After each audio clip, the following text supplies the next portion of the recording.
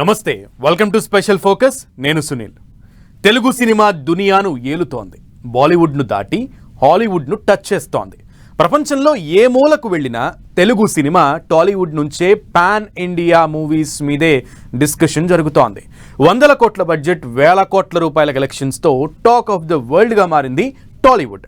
అందుకే తెలుగు చిత్ర పరిశ్రమ ఐటీకి టార్గెట్ అయిందా? భారీ బడ్జెట్ మూవీస్ కలెక్షన్స్తో టాలీవుడ్ పై ఇన్కమ్ ట్యాక్స్ కన్ను పడిందా, లేక ఆదాయం కంటే పబ్లిసిటీ ఎక్కువై ఇరుక్కుపోతున్నారా?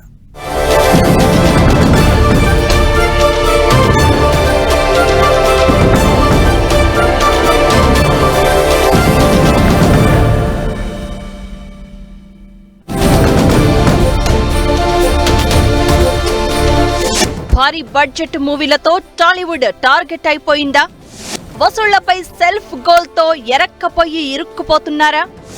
చారాణాకు బారాణా ప్రచారమే కొంప ముంచుతోందా?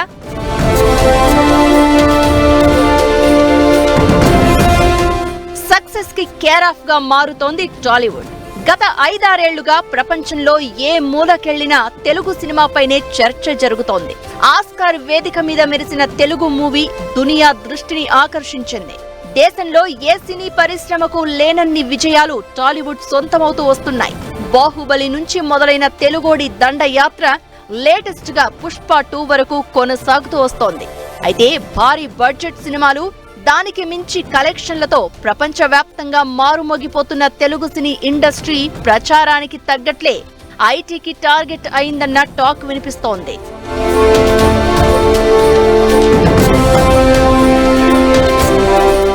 బాహుబలి 2 కలిసి 1000 కోట్లు కలెక్ట్ చేసినట్లు ప్రచారం జరిగింది.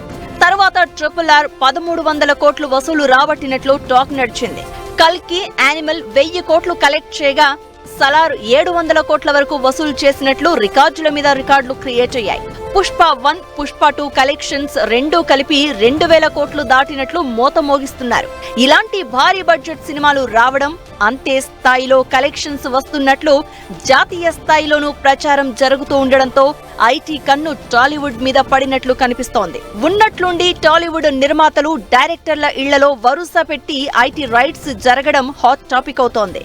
సినీ ప్రొడ్యూసర్ల ఇళ్లలో ఇన్కమ్ ట్యాక్స్ తనిఖీలు కామన్ అని చెబుతున్నా వరుస పెట్టి 3-4 రోజులుగా నిర్మాతలు, డైరెక్టర్ల ఇళ్లలో సోదాలు జరగడం వెనుక సక్సెసే కారణమా, లేక ఎచ్చులకు పోయి ఇరుక్కుపోతున్నారా అన్న చర్చ జరుగుతోంది.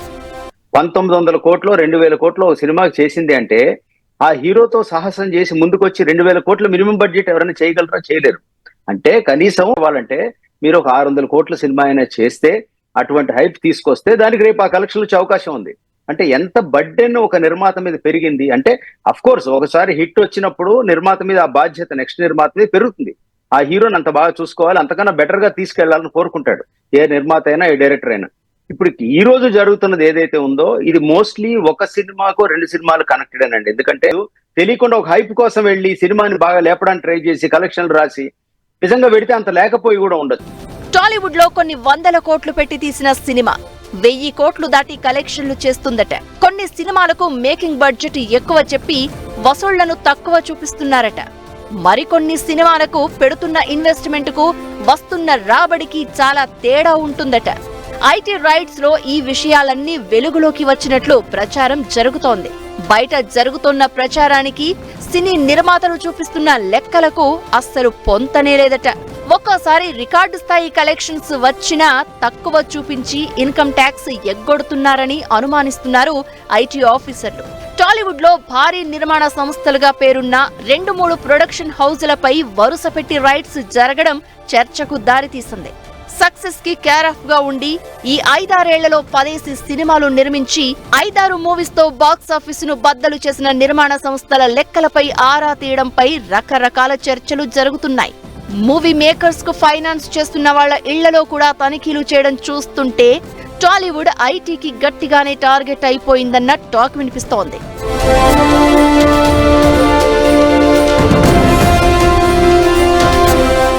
తెలుగు మూవీస్ పాన్ ఇండియా లెవెల్లో హిట్ అయిన మూవీస్ అన్ని భారీ స్థాయిలో కలెక్షన్స్ సాధించాయి.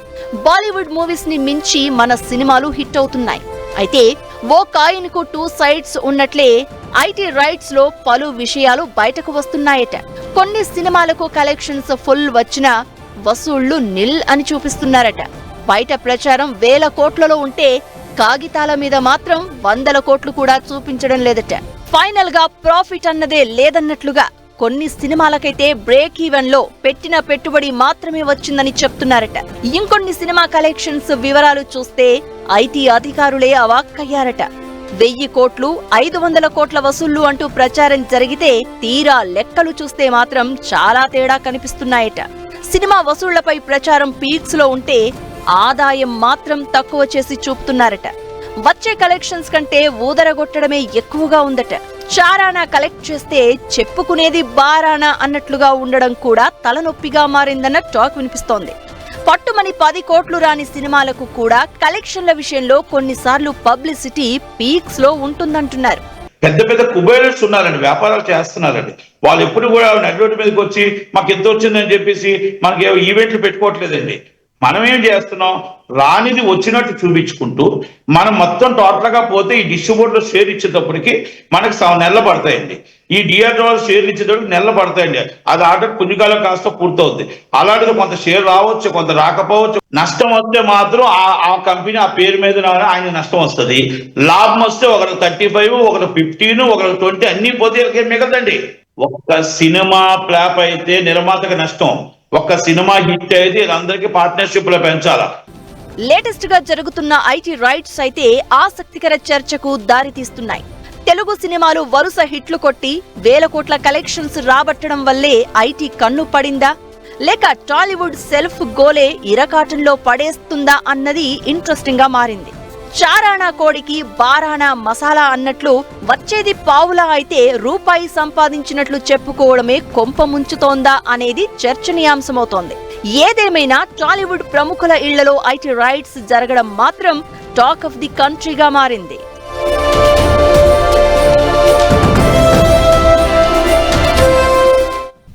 ఒక్కోసారి విజయం గుర్తింపు తీసుకొస్తుంది, కొన్నిసార్లు కష్టాన్ని కొని తెచ్చి పెడుతుంది. సేమ్ టైం పని కంటే పబ్లిసిటీ ఎక్కువైతే కూడా కష్టమే. ఇలాంటి 2 సిచ్యువేషన్ల మధ్య టాలీవుడ్ కార్నర్ అయిపోయినట్లు కనిపిస్తోంది. బాక్స్ ఆఫీస్ బద్దలు చేస్తున్నామని హ్యాపీగా ఫీల్ అవ్వాలో, ఐటీ గుబులతో పరేషాన్ కావాలో నిర్మాతలకు అర్థం కావడం లేదట. కలెక్షన్ల విషయంలో అతి ప్రచారమే హెడేక్గా మారిందా? గొప్పలకు పోయి చిక్కులు కొని తెచ్చి పెట్టుకుంటున్నారా? వచ్చేది చారానా, చెప్పేది బారానా. Collections గోలతో headache.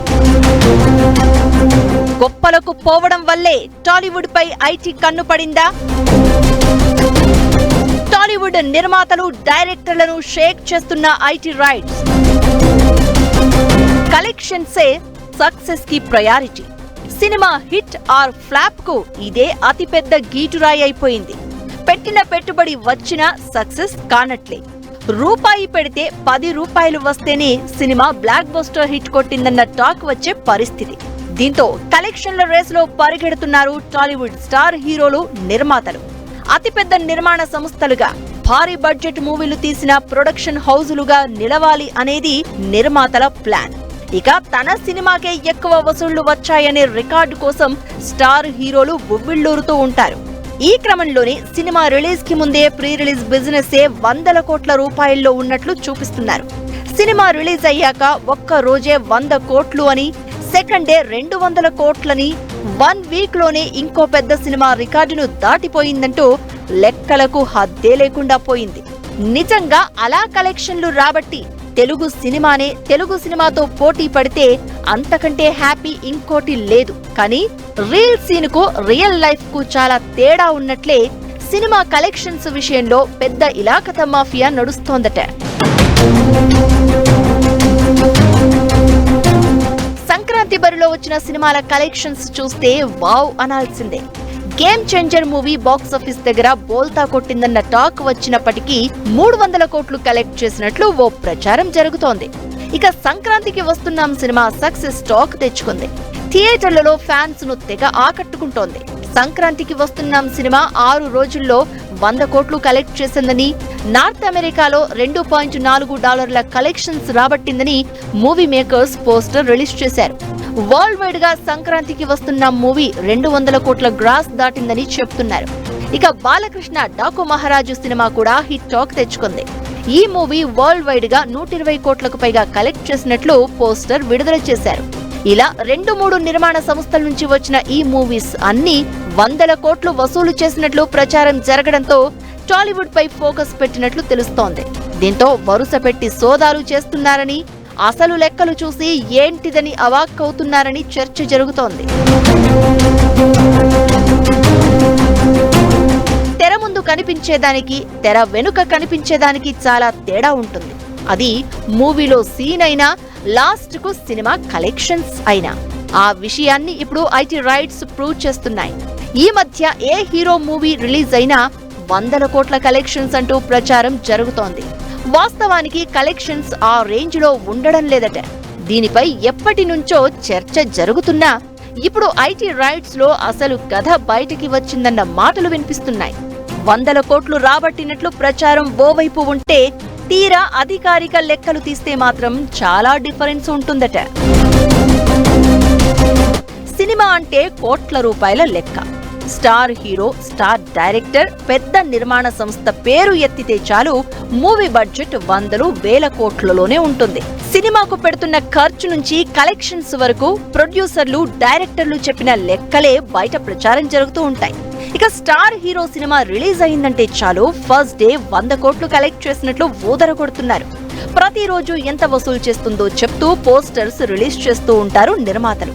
ఇవి చూసిన హీరోలు, వాళ్ళ ఫ్యాన్స్ ఖుషీ అవుతూ ఉంటారు.